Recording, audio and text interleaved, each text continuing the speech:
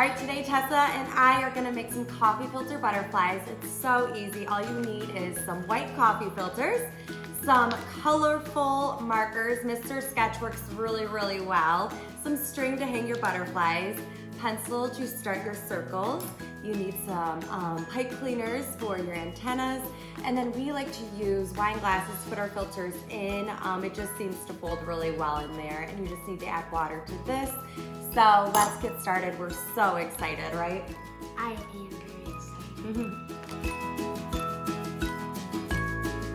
First, use a pencil to trace a circle in the middle of your coffee filter.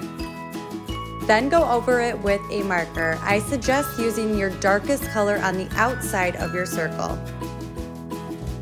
Get creative and add as many circles as you would like.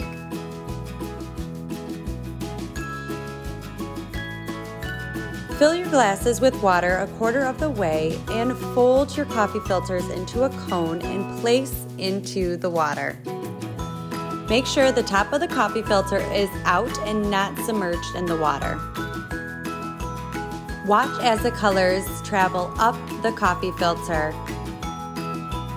When the color reaches the top, take the filters out and lay them to dry.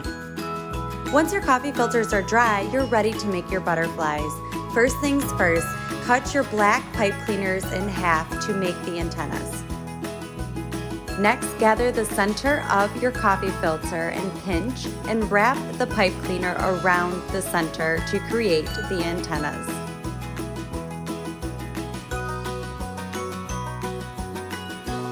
Continue to do the same steps for all your coffee filters.